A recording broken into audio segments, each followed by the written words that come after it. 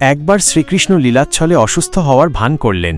তিনি বললেন যে তার শারীরিক কষ্ট হচ্ছে এবং কেবল একটি বিশেষ উপায়ই এর উপশম হতে পারে। শ্রীকৃষ্ণ তখন তার সেবায় নিয়োজিত পত্নীদের বললেন, আমার অসুস্থতা দূর করতে হলে তোমাদের মধ্যে একজনকে অবশ্যই এমন একটি মূল্যবান জিনিস দান করতে হবে যা এই পৃথিবীর সমস্ত ঐশ্বর্যের চেয়েও বেশি মূল্যবান। সেই দান যদি আমার মাথার উপর রাখা হয় তবেই আমার কষ্ট দূর হবে। সত্যভামা ছিলেন ঐশ্বর্যের প্রতি অত্যন্ত যত্নশীল এবং অহংকারী। তিনি বিশ্বাস করতেন যে তাঁর কাছে যে পরিমাণ ধন সম্পদ আছে তা জগতের অন্য কারো কাছে নেই। তিনি তৎক্ষণাৎ রাজ্যের সমস্ত মূল্যবান রত্ন, স্বর্ণালঙ্কার, হীরা মুক্তা এনে শ্রীকৃষ্ণের মস্তকের কাছে জড়ো করলেন। কিন্তু আশ্চর্যের বিষয়, সেই সমস্ত ধন সম্পদ একত্রিত করার পরেও শ্রীকৃষ্ণের অসুস্থতা কমল না, বরং তিনি আরও বেশি কষ্ট পাওয়ার ভান করতে লাগলেন। সত্যভামা লজ্জায় ও হতাশায় মুখ ঢাকলেন। তিনি বুঝতে পারলেন পার্থিব ঐশ্বর্য দিয়ে কৃষ্ণকে খুশি করা যায় না। এরপর রুক্মিণী দেবী এগিয়ে এলেন। তিনি দেখলেন যে সত্যভামার সমস্ত ঐশ্বর্য ব্যর্থ হয়েছে। রুক্মিণী দেবী তখন বুঝলেন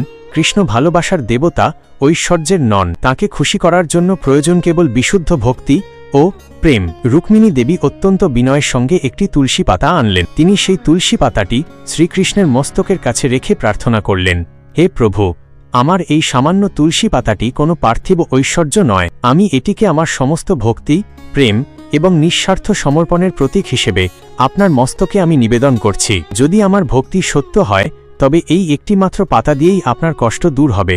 আশ্চর্যজনকভাবে যেই না রুক্মিণী দেবী সেই তুলসী পাতাটি